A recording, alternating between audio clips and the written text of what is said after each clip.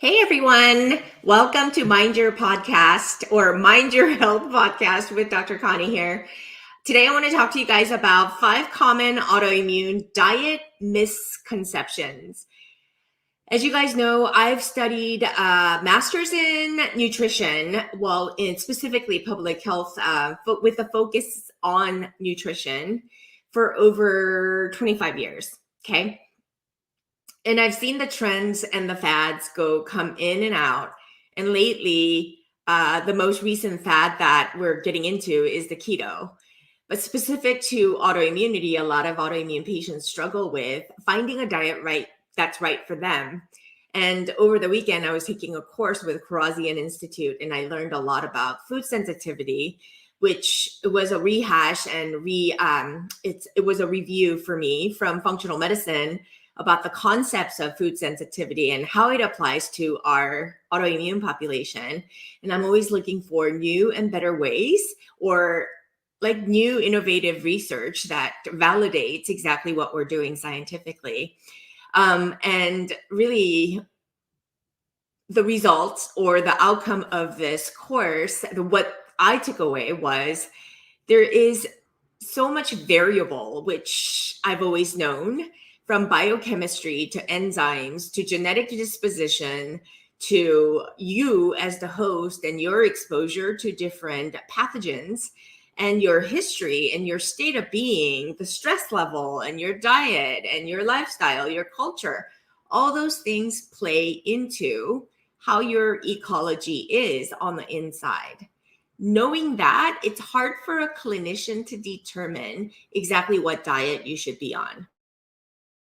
A keto diet. We can talk about autoimmune paleo. While it may help me and it might have helped me to a certain degree, it might not be the same exact story with you. You might really have triggers following the same diet that I've been on that worked for me, vice versa, right? And I've seen this over and over again in my 25 years.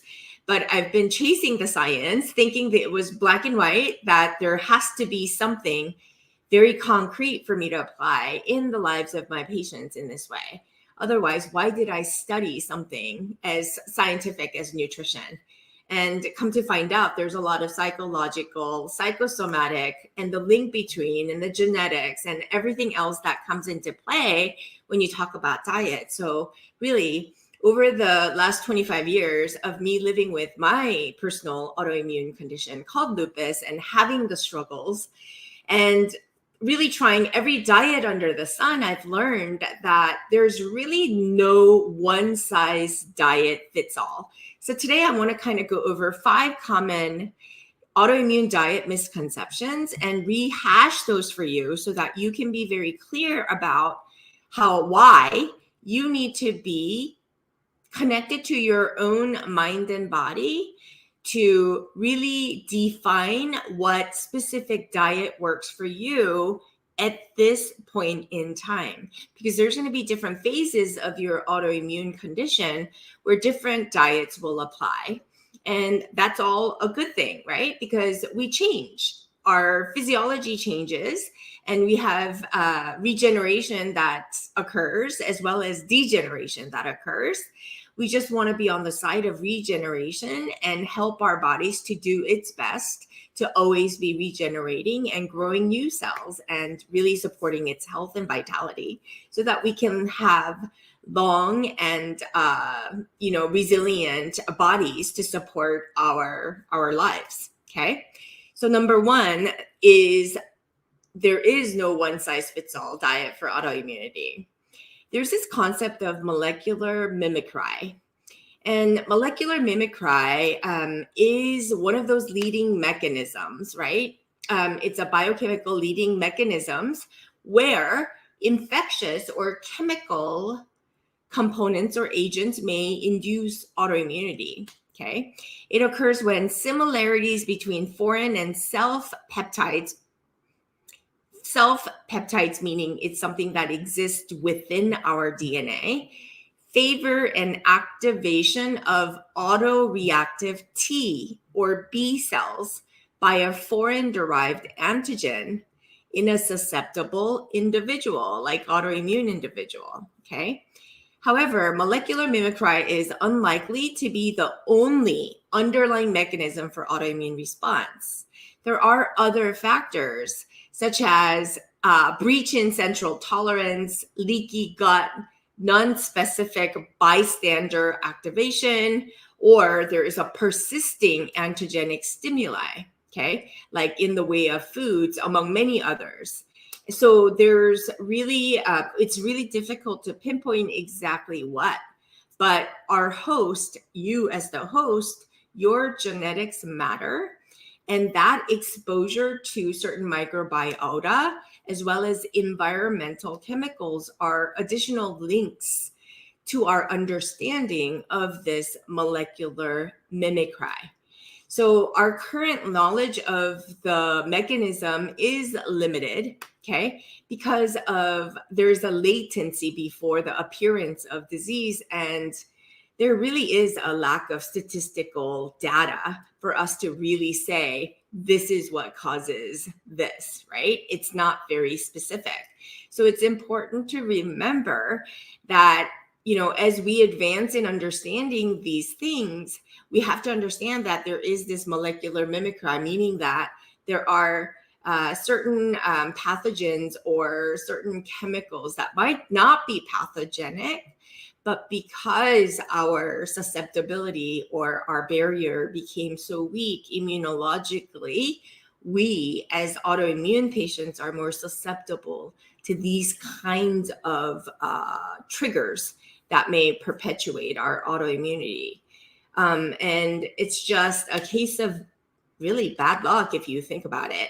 So I really want you to understand that diets are really all about you aligning with how foods feel to you, and you finding out exactly what foods are that you can tolerate, what foods you are sensitive to, by paying attention to your symptoms rather than looking for your doctor to figure out exactly what that is, because you're the one with all the receptibility and receptors to know how it makes you feel. So really being keen on those physiological sensations is key. And so you have to really get to know you and your body and your tolerance. And the only way to do that is to tune in, right? And that's why I called this, the whole process, self-empowered healing, okay? And then second thing is that we have this immune tolerance, right? And there are mechanisms like of T cell tolerance, including, these are fancy words, but don't get hung up on the words. There's clonal deletion, and there's suppression, and there's some mechanisms and that within the immune system to kind of mitigate the immune tolerance, right? And when you are genetically predisposed to have triggers, any little type of food compositional changes or certain sensitivities can take you out of your harmonious environment within to create this inflammatory reactive state where certain foods may trigger certain responses, okay? What I want you to understand that there is a predisposition genetically for you to respond a certain way to certain foods. On top of that, there's food compositional changes, like in the way you cook and such, can really alter the food composition. So in raw food state, it may not cause sensitivity, but in a cooked state, because it's changed the composition, it can cause more inflammatory sensitivities within you.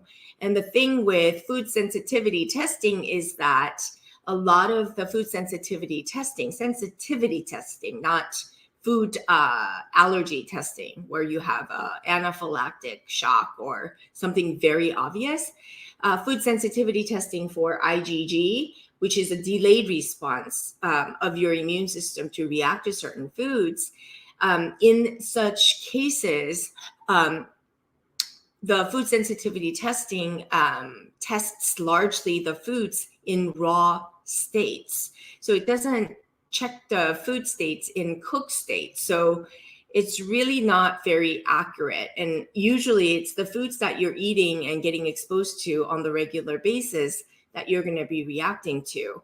And clinically, as I've done this for over a decade, I used to do it routinely over a decade ago. And I found that, including myself, it only got my patients and myself to be scared of eating. And it just kind of created this barrier to eating, causing nutritional deficit. And it wasn't a very smart way to go. The gold standard is to really apply the elimination diet to figure out exactly what foods you can tolerate, what foods you're sensitive to, and then staying away from that, recognizing that it's not long-term, it's not forever, it's not a life sentence.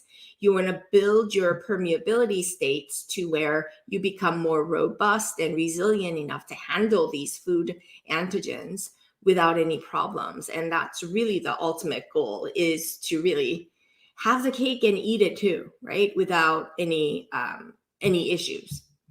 Because it's nearly impossible to determine with absolute accuracy whether you are sensitive to certain foods for this reason. And with that, there's a lot of room for error, and a lot of people are stuck on limiting foods. And again, that creates limited diversity, that creates limited diversity in ecology and microbiome. And it just has this ripple effect that you don't want. So again, the whole goal of the diet should be to really eliminate certain foods for a short time, to understand exactly what your preferences are, taking into consideration your culture, your preferences, because if you don't like it, and if you don't have an affinity towards some food, just because I say it's good for you, doesn't mean that I can force you to eat that or like that food either, right? So that's number one. Number two is food is really not the enemy. Okay. I want you to understand food is so much more than just the food. Food is a noun. It's a food. Food is available to us. Like, there's popcorn, there's corn, there's milk, there's cheese, there's kimchi, there's sauerkraut.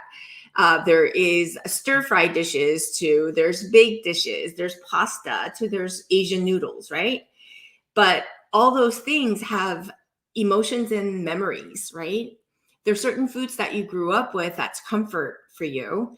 And there's certain foods that are a trigger for you, whatever the thoughts may be. I can't expect you. It's like having fashion sense, right? You have preferences, and you have preferences for your affinity towards certain things. I can't determine your likes, right? I can't say sensationally, you should like this. You ought to, because this is healthy. I can't define that for you. It has to be something that you feel on the inside, and it has to align with your thoughts, feelings, and what you seek for comfort food, right? Those things really do matter. And I need to honor that in working with you, because food is relationships. It provides us with connection, and our thoughts and emotions go into it. It's memories, it's triggers, right? And so the end result I want for this food is nourishment, okay, versus indigestion, because you eat it in a state of forced entry, right? There are certain foods, no matter how healthy it is for me, like okra. I can't tolerate the texture of okra. I never grew up with it. It's not something that I like. On the same side, on the same token, there's certain things like kimchi that you might not be able to tolerate no matter what, because the smell is so foul. Just because we say it's good, it's not like I can make you like it. Some people do, but some people, they absolutely have an aversion to kimchi. And these are things that we must respect, right? Same thing with kombucha. Same thing with anything foreign, right? So I need you to really understand food is not the enemy. And I need you to really understand why your body's rejecting it, and your sensations of it and your feelings around the food is super important. And I need you to really lean into it, is why there is no one size fits all. Number one, diet for autoimmunity. And second is that food is not the enemy. It's much more than that. It's our memories. It's our thoughts. It's our culture. It's our comfort, it's our nourishment, and it's all of those things. Number 3 is looking for the right diet versus defining the right diet for you. So this is the whole point, is to let the body tell you what foods are best, is the gold standard. So like I have my patients do an elimination diet within the framework of the alkaline methodology to figure out and learn what the body sensation is telling you about certain foods, right? If there is an aversion to food, respect it. If there is an affinity towards certain foods, understand it. Like if it's towards sugar all the time, then you have to understand, my body might be overloaded with bacteria or gut bacteria that's not so good for me feeding. And if I eat the sugary foods, it's going to feed the bad bacteria, not the good bacteria. So I might want to refrain. Same thing with food addictions, right? You have to understand that before you can change it. So you have to really understand these affinity and honor those things and know what you're starting with. But I'm not talking about, when I'm talking about food affinity and the aversions, is those are like really real. I'm not talking about the addictive part of it. It's more of the foods, like some people have an aversion to ginger. Some people have an aversion to garlic. Some people have an aversion to apples even. And it's not healthy for everybody to eat an apple just because I determine it to be so because of the composition. If they have a bad bacteria or they have a very negative microbiome in their gut, the apple might not sit well with them, or they might have a food aversion to apples or food sensitivity or allergies. We don't know what the person is dealing with. So it's hard for us to say apple is right for everybody, for example, right? General statements can be made, but even general statements can mislead a lot of us, confusing a lot of us, is why there's so much conflicting information about foods. So food is something very individualized, and I need you to be really intimate with your foods and understand its capabilities and healing, but you have to do the work yourself to realize what works for you and what doesn't, okay? Let the body tell you, let the body be the guide and really lean into its sensations. And that's why mind-body connection is at the heart of the alkaline method for autoimmunity, to really, really hone in on the messages that your body is trying to tell you, because that's super important.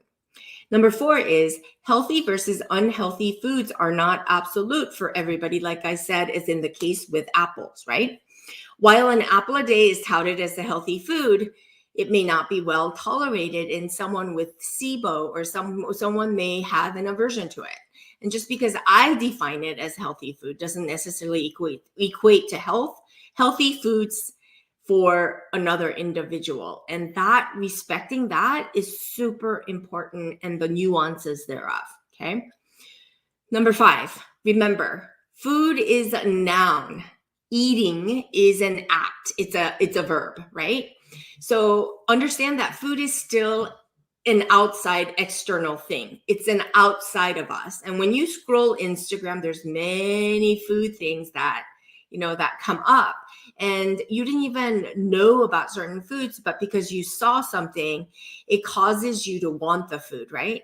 And it's based on that receptivity, and it's based on that exposure, visual, right? The smell, the hearing of the sizzle, all those things really creates this sensation in our body to want something, right? And understand, when you grab for that food, it has to be available. And eating is an act of eating, right? It's a behavior. And in order to eat, we have to prepare or cook food or get the food. And remember that behavior is largely dependent on our feelings, our affinity and preferences and aversions, and our exposure to our senses, right? And so the way for us to really tune into what our body needs is to take away all those unnecessary things, to really understand what it's truly telling us by being mindful when we're eating, or being mindful with our hunger signals, and being mindful of all the messaging system or messages that your body is trying to tell you. The end result of the foods that we eat is dependent on our physical state of being. So making sure that emotionally, mentally, that you're in a state to receive the food so that the food can be nourishing to your body, as opposed to causing indigestion when you eat it, when you're nervous or whatever. Because some of us have a tendency to buffer with our foods and we use it as a coping mechanism, which is unhealthy. These are things that I want you to be in tune with to avoid situations like that. But remember, it's not about what we eat, but how, why, when, where, and who are all important considerations when considering our diet. So again, the take-home message is tuning into ourselves to have inner peace and clear intention is key to foods having nourishing versus healing effect, or detrimental or toxic effect in our bodies. It's very, very important that you understand this. These are general principle guidelines that I want you to be very much aware of, as opposed to using food as a knowledge. I would rather you use food as applied knowledge to understand what your body is telling you, as opposed to believing that food, something outside of us, controls the health within. I hope this is really hitting home for you. It's a new concept because most people think, oh, healing foods, what are healthy? I ought to, I should, and I must. And we have this like need to really do something, right? Versus really understanding where our bodies are and understanding that our being is more important, and being aligned with our being and with our desires and wants, and really understanding where our physiological response is coming from before we act is key to understanding ourselves and understanding, therefore, how to truly nurture our bodies and our souls. So these are the concepts that we go over within our Alkaline Method Autoimmune program. It's really a revolutionary way for us to really understand our bodies first and foremost, so we can give it what it needs to become self-empowered healers. So if you're interested in working with me, click the link below. We did a recent free training, and I would love to invite you to take up on a new way to look at your health and your resiliency in living with autoimmunity, because we really do need to be robust today and stop depending on external factors to dictate our internal state of being. I hope you enjoyed this. And if you did, please, please, please subscribe to our YouTube channel, Dr. Connie Cheung, as well as Mind Your Health podcast, as well as find me at on Instagram. And I post regularly there, and I'll be doing more of that at Dr. Connie Cheung handle. Thank you so much for joining me, and I'll see you guys all next week. Bye for now.